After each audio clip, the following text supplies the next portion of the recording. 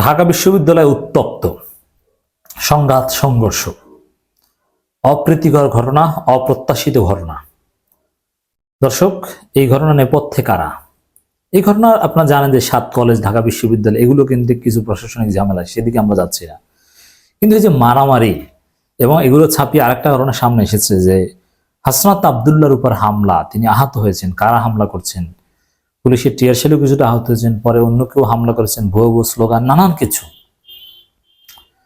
দর্শক, হাসনাত আবদুল্লাহ প্রশংসায় ভাসছেন, তার সাহসিকতা, তার তেজোদীপ্ত নেতৃত্ব, পরিস্থিতি নিয়ন্ত্রণ করার চেষ্টা, এগুলো খুবই অ্যাপ্রিসিয়েট হচ্ছে। কিন্তু আমরা কিছু মৌলিক আলোচনা করতে চাই। সহজ হিসাব, ঢাকা বিশ্ববিদ্যালয় উত্তপ্ত, ঢাকা বিশ্ববিদ্যালয় প্রভিসির বাসভবন ঘেরাও করতে আসা, নানান কিছু চলছে। এই ঘটনা এগুলো কেন ঘটছে? এবং ঢাকা বিশ্ববিদ্যালয় ভার্সাস 7 কলেজ, নীলক্ষেত মোড়, ঢাকা ইউনিভার্সিটি ঢুকে যাচ্ছে, ঢাকা বিশ্ববিদ্যালয়ের শিক্ষার্থীদের সাথে অন্যান্য কলেজের শিক্ষার্থীদের সংঘর্ষ, এগুলো কেন? আপনি যদি নির্মোহভাবে পর্যালোচনা করেন, ছাত্র দলের সম্পৃক্ততা খুঁজে পাবেন। দর্শক, সরোয়ার্দী কলেজ, কবি নজরুল কলেজ, এরা ডেমরার আরেকটা কলেজের মধ্যে যে বিশাল সংঘাত সংঘর্ষ, বেশ কয়েকটা মৃত্যুর ঘটনা ঘটেছে, ন্যাশনাল মেডিকেল কলেজ ইত্যাদি ইত্যাদি, কবি নজরুল কলেজ, এরা মিলে শামসুল হক কলেজের উপর হামলা, নানান কিছু ঘটেছে। এগুলো কারা ঘটিয়েছিল? আপনাদের নিঃসন্দেহে মনে আছে, ছাত্রদল চাঁদাবাজি করতে গিয়ে একটা মেডিকেল কলেজের কাছ থেকে টাকা খেয়ে ঝামেলা করতে গিয়ে প্রিন্সিপাল আবার ছাত্রদলকে ডেকেছেন। এটা নিয়ে বিশাল ঘটনা, রক্তারক্তির মতো ঘটনা, নিহতের মতো ঘটনা ঘটেছে। কিন্তু ছাত্রদলের বিরুদ্ধে বড় কোনো অ্যাকশনে কিন্তু প্রশাসন যায়নি, অথচ রক্তক্ষয়ী ঘটনা ছাত্রদল ঘটিয়ে দিয়েছিল। এরপরে আপনারা জানেন যে সরোয়ার্দী কলেজের কিছু পান্ডা বৈরে ভাম শিবিরের জগন্নাথ বিশ্ববিদ্যালয় শাখার সেক্রেটারিকে লাঞ্ছিত করেছে। সেই পান্ডাও কিন্তু গ্রেপ্তার হয়নি। হ্যাঁ, ক্ষমা চেয়েছে, দুঃখ প্রকাশ করেছে, কিন্তু গ্রেপ্তার কিন্তু হয়নি। এই যে বিভিন্ন জায়গায় আন্ত কলেজ, এক কলেজের শিক্ষার্থীরা আরেক বিশ্ববিদ্যালয়ের শিক্ষার্থীদের অপমান করে, হামলা করে, কলেজের ভিতরে ঢুকে অমুক তমুক, মানে এই বিষয়গুলোর যথাযথ বিচার না হওয়ায় কিন্তু এই ধরনের ঘটনা ঢাকা বিশ্ববিদ্যালয়ে যেটা ঘটলো, এগুলোর সুযোগ পায়, সাহস পায়।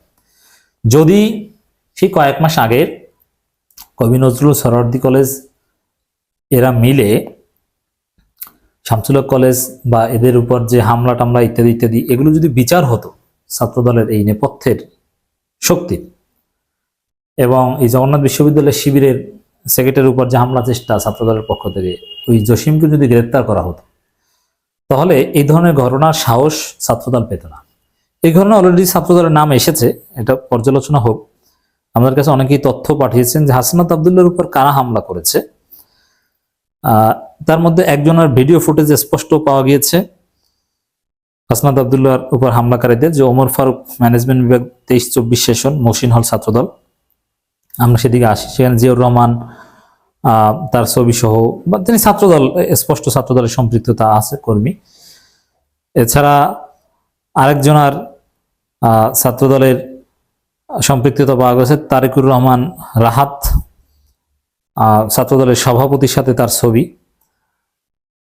সেখানে তার একটা হোয়াটসঅ্যাপ গ্রুপের স্ক্রিনশট সামনে এসেছে যে পোলাপান হলগেটে যারা আছো নীলক্ষেত মোড়ে চলে আসো, মানে এরকম নানান বিশৃঙ্খলা করে এই হামলার সাথে ছাত্রদল ঘোলা পানিতে মাছ শিকার করতে যাচ্ছে। যেহেতু ক্যাম্পাসে ছাত্রদলের কোনো প্রাসঙ্গিকতা নেই, রাজনীতি নেই, এই জন্য বৈষম্যবিরোধী ছাত্র আন্দোলন শিবির আধিপত্য, এই জন্য বৈষম্যবিরোধী ছাত্র আন্দোলন নেতা এবং শিবিরের উপর একটা টার্গেট পরিকল্পিতভাবে।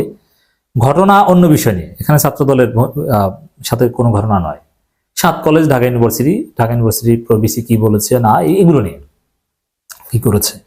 কিন্তু এই পরিস্থিতিগুলোতে সুযোগ নেয়ার জন্য বসে থাকে ছাত্রদল। যেরকম অন্য একটা বিষয়, সূত্রপুর থানার পাশে একটা মিটিং, সূত্রপুর থানায়, সেখানে সরোয়ার্দী কলেজ ছাত্রদল সভাপতি বা ছাত্রদলের পান্ডারা জগন্নাথ বিশ্ববিদ্যালয় শিবির সেক্রেটারির উপর হামলা করেছে বা হামলার চেষ্টা করেছে, ভাঙচুর করেছে। মানে ঘটনা কিন্তু অন্য, কিন্তু ওরা সবসময় ছাত্রদল অন্য কোনো ইভেন্টে, অন্য কোনো ঝামেলায় বসে থাকে কিভাবে শিবির এবং বৈষম্যবিরোধী ছাত্র আন্দোলনকে ধরবে, বিতর্ক সৃষ্টি করে ওদেরকে মারা যায়।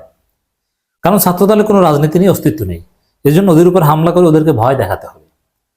ছাত্রদলের যে এই গৃহীত নীতি, এই নীতি থেকে আহ, এই 7 কলেজ, ঢাকা বিশ্ববিদ্যালয়, এদের মধ্যে যে দ্বন্দ্ব বা প্রভিসিকে কেন্দ্র করে এই দ্বন্দ্বের মধ্যে ঢুকে ছাত্রদল হাসনাত আব্দুল্লাহর উপর হামলা জড়িত থাকতে পারে বলে আমাদের ধারণা। আমি বলছি না যে একেবারে প্রুফ, কিছু প্রাথমিক প্রমাণ এসেছে, এটা বিশ্লেষণ করা হোক।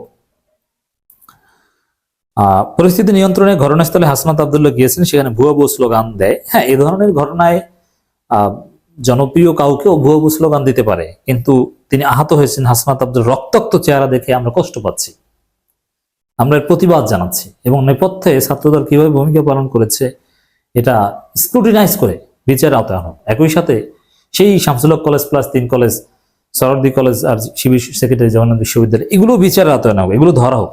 ছাত্রদল এই পান্ডাদের গ্রেপ্তার করতে হবে, তাহলে পরবর্তীতে ক্যাম্পাসে এ ধরনের অনাকাঙ্ক্ষিত ঘটনা এড়ানো যাবে। বিভিন্ন দাবি দেওয়া কেন্দ্রিক ঝামেলা বা এগুলো ঘটতে পারে বা ঘটছে, এটা কাম্য নয়, তারপরে ঘটছে, কিন্তু ছাত্রদল এই গোলাপানিতে মাস স্বীকার করার রাজনীতি করছে। এটা হচ্ছে আমাদের টেক।